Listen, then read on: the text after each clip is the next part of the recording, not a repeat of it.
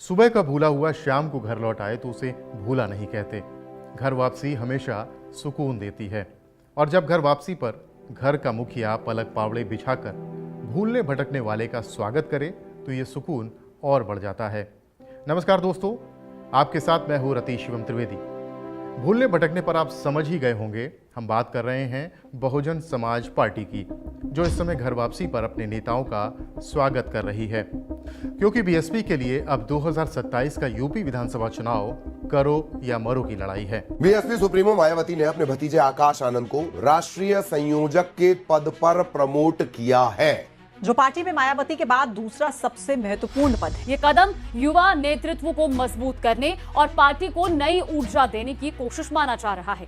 और अब आकाश आनंद के ससुर की सारी गलतियां भी मायावती ने माफ कर दी। मैसेज ये दे रहा, मुझे लग रहा है कि मायावती के मन में चल रहा है कि धीरे धीरे करके ना जो भतीजे हमारे आकाश आनंद, इन्हीं को राजनीतिक उत्तराधिकारी बना ही देते हैं। उत्तर प्रदेश की राजनीति में बड़ी हैसियत रखने वाली मायावती की पार्टी बीएसपी में 2027 के विधानसभा चुनाव से पहले सियासी घर वापसी का दौर शुरू हो चुका है। तो आइए जानते हैं बीएसपी यानी बहुजन समाज पार्टी की मौजूदा सियासी कहानी।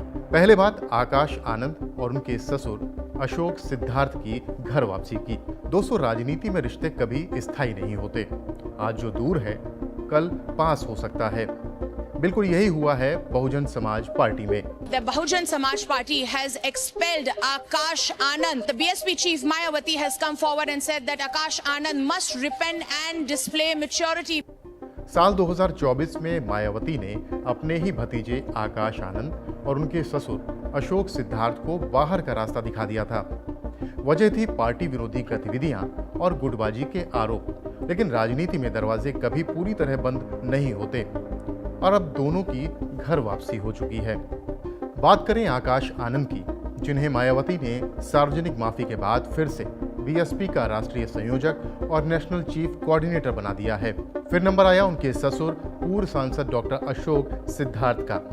उन्होंने सोशल मीडिया पर हाथ जोड़कर मायावती से माफी मांगी। वादा किया कि अब कभी भी रिश्तेदारी का फायदा नहीं उठाएंगे, पार्टी अनुशासन में रहकर काम करेंगे और जिन्हें पार्टी से निकाला गया है उनकी सिफारिश कभी भी नहीं करेंगे। सोशल मीडिया पर माफी मांगने के बाद मायावती ने अशोक सिद्धार्थ की वापसी का ऐलान किया। मायावती ने सोशल मीडिया के जरिए वापसी की घोषणा की है। बस फिर क्या था, मायावती का दिल पिघल गया और पार्टी ने उनका निष्कासन वापस ले लिया। तो क्या इसे महज पारिवारिक इमोशन कहें या रणनीतिक कदम? यूपी की राजनीति इस सवाल का जवाब ढूंढ रही है और सवाल ये है कि मायावती ने आकाश आनंद और अशोक सिद्धार्थ को तो वापस ले लिया है क्योंकि एक उनके भतीजे हैं और दूसरे उनके समधी, लेकिन क्या पार्टी के उन दूसरे कई नेताओं को भी ये पैसेज मिलेगा जो पार्टी में वापस आने के लिए लाइन लगाए खड़े हैं? तो दोस्तों जान लीजिए, बीएसपी में घर वापसी का रास्ता तो खुला है लेकिन हर किसी के लिए नहीं। उदाहरण के लिए देखिए, लिस्ट तो लंबी है लेकिन उनमें से कुछ नाम आपको बताते हैं। कभी मायावती के सबसे भरोसेमंद मंत्री रहे स्वामी प्रसाद मौर्य, लेकिन बीजेपी और समाजवादी पार्टी का सफर तय करने के बाद आज वो राजनीतिक असमंजस में खड़े हैं।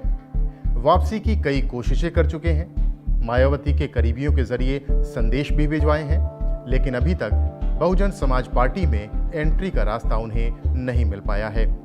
दूसरा, बीएसपी के पूर्व राष्ट्रीय कोऑर्डिनेटर हैं, इनका नाम जयप्रकाश सिंह है। 2018 में राहुल गांधी पर विवादित बयान देने के बाद पार्टी से बाहर कर दिए गए थे। अब खुले मंच से मायावती से माफी भी मांग रहे हैं। मैं अकेले माफी नहीं मांगूंगा, मैं हजारों लोगों के सामने, समाज के सामने माफी मांगने के लिए तैयार हूँ। वीडियो रिकॉर्ड हो रही है। मैं फिर कहता हूँ कि बहन जी, एक बार जयप्रकाश को भी माफ करो। हम आपको वचन देते हैं, हम आपके साथ नहीं करेंगे। यानी बीएसपी में घर वापसी सबके लिए तो आसान नहीं है। कुछ नेताओं के लिए रास्ता खुला है तो कुछ को अब भी इंतजार करना पड़ रहा है। मायावती किसे मौका देंगी और किसे नहीं, यही बीएसपी का सबसे दिलचस्प सस्पेंस है। खैर, मायावती की पार्टी है, वो जाने किसे वापस लेना है और किसे बाहर रखना है।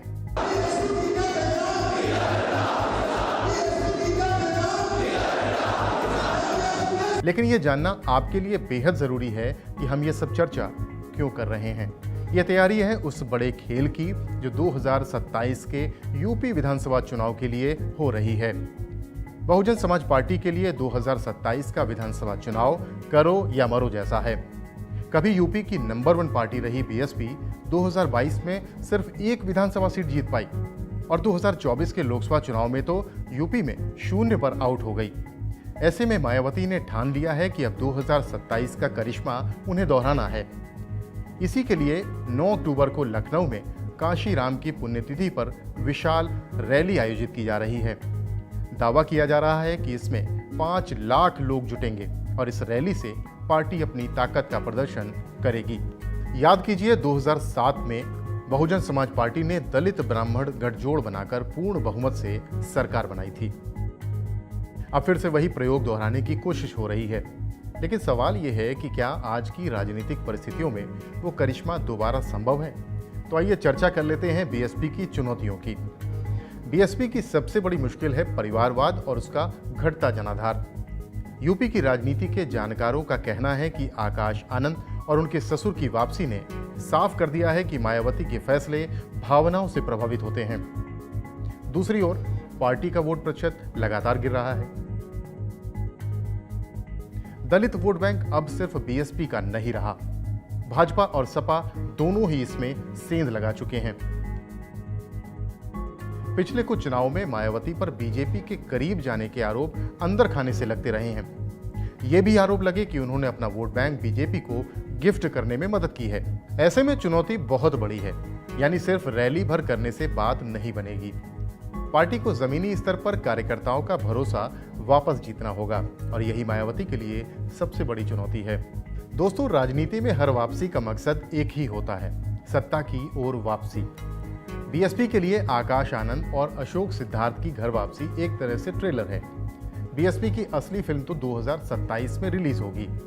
अगर मायावती अपनी रणनीति में सफल रहती हैं तो शायद एक बार फिर इतिहास दोहराया जा सके, लेकिन अगर ऐसा नहीं हो सका तो कई नेताओं की घर वापसी सिर्फ एक भावनात्मक अध्याय बनकर रह जाएगी।